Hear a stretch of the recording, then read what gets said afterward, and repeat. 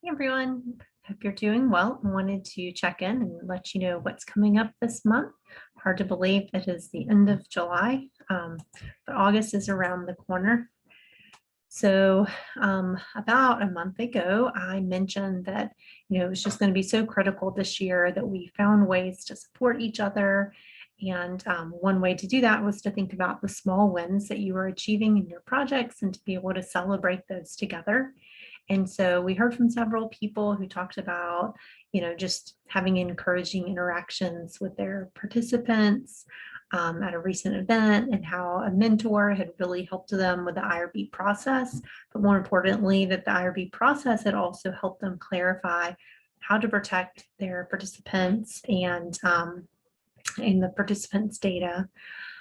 We also heard about how community sites were sharing resources with you all that you're going to be able to use in your workshops with participants. So lots of exciting things happening.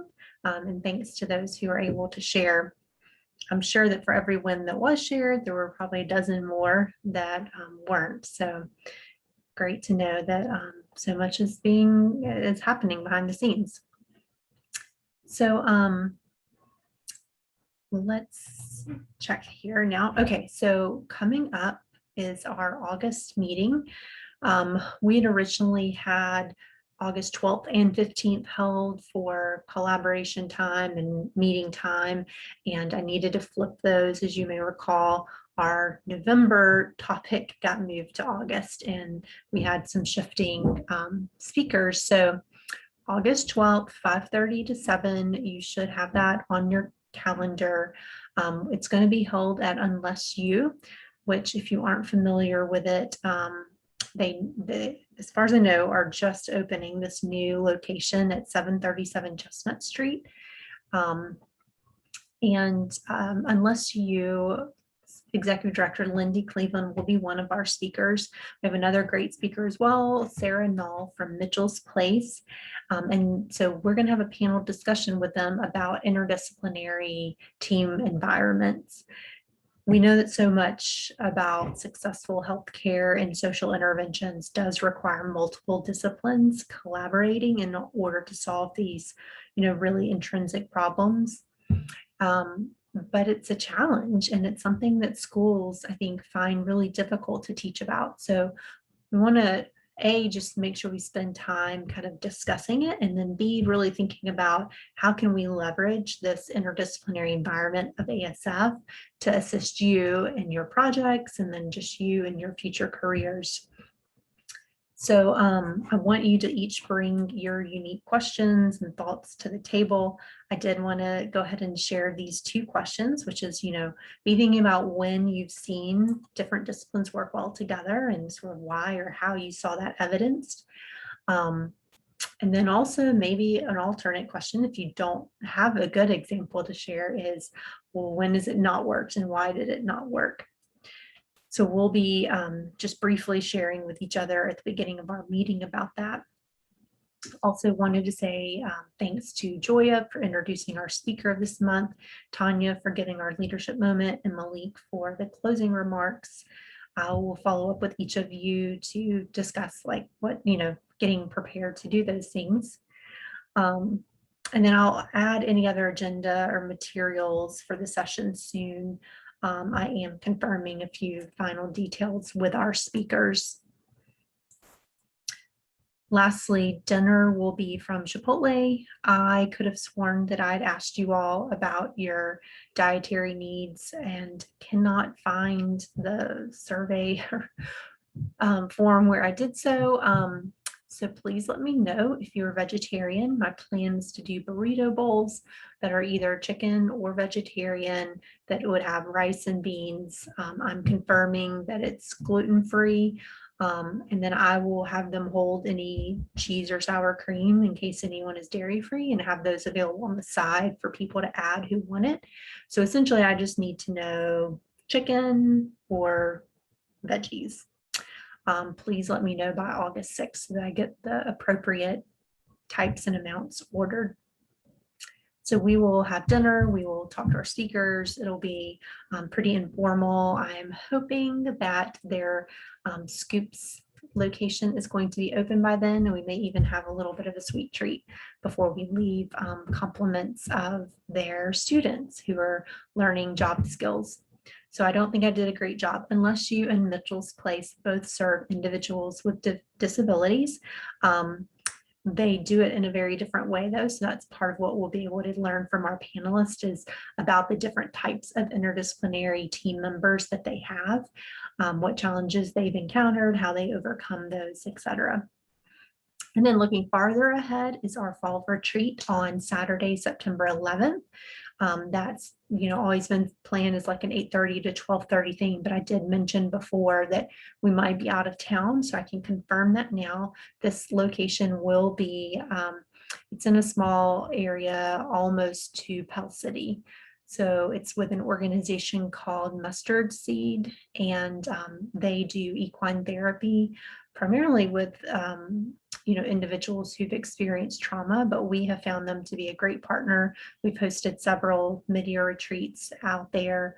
I was deeply saddened to learn that the director of the program actually passed away from COVID several months ago. So this year's retreat will be different. We will certainly be missing Glenn. But Glenn's daughter-in-law is continuing the work of the organization. And so we're thankful for that and for the opportunity to go out there. So again, many more details to come, but just make sure you have that blocked off. Another important thing that is, kind of, I think, continuing to evolve and change is, of course, the CDC guidelines. And I know at least with UAB, the university guidelines that are now requiring masking. I wanted to say that ASF will also follow either CDC or university guidelines, whichever is the strictest. That means that while you're at your sites, while we are at meetings, if we are indoors, if you are indoors with your clients, you need to be wearing a mask. Even if your site does not require it, ASF requires it of you. So this is just kind of bringing us into some territory where obviously we were last year and didn't anticipate being this year. So I'd like to just kind of think about this one-on-one with each of you who are having interactions with clients or will soon be.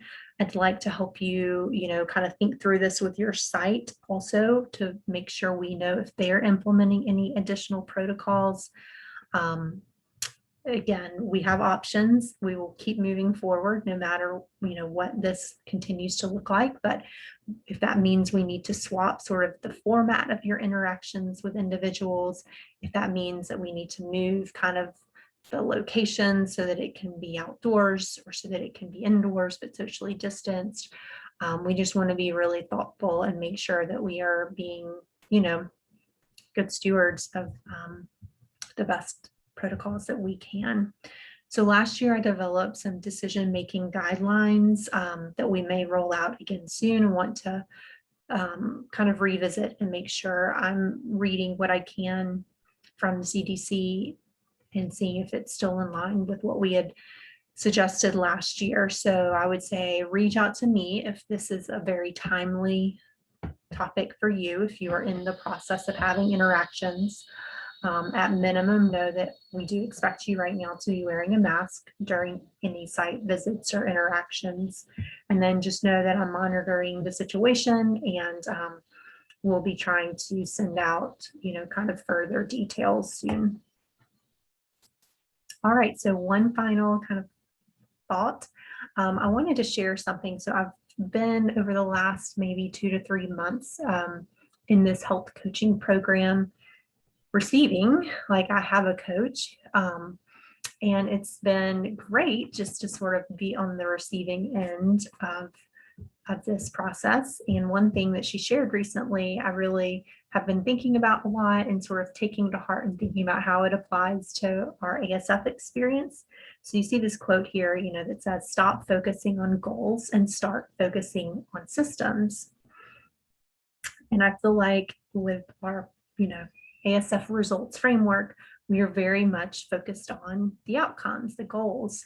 And we obviously situate, what we think we need to do to get there. But again, I think a lot of times we are evaluating ourselves on, well, have we gotten there? Have we met those benchmarks, or have we met those final outcomes?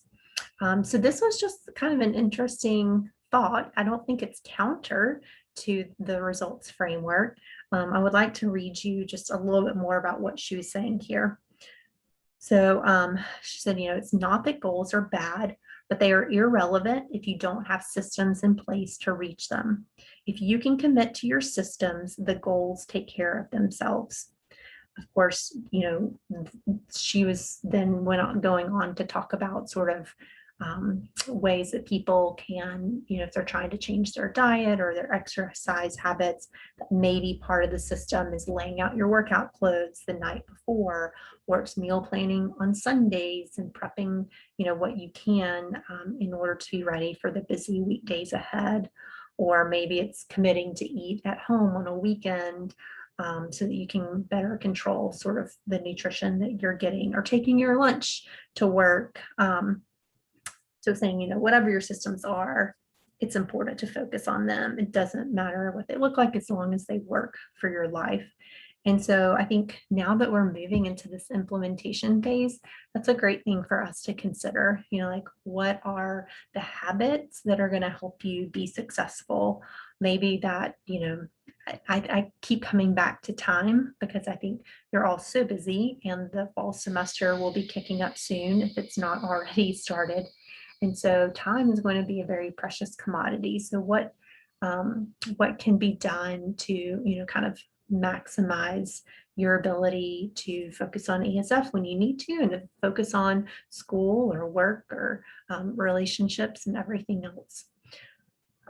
Anyway, I'd love, any thoughts or just feedback you have on this. I'd love to hear, what are the systems that you use? I guess another example I was going to give was just about, like, and again, this is more health related, but drinking water.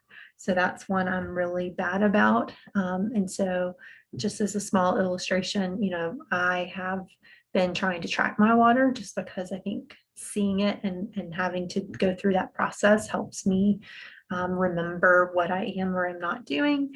Another system is even just setting an alarm. I've never been one to like drink. I can go almost a whole day without drinking anything.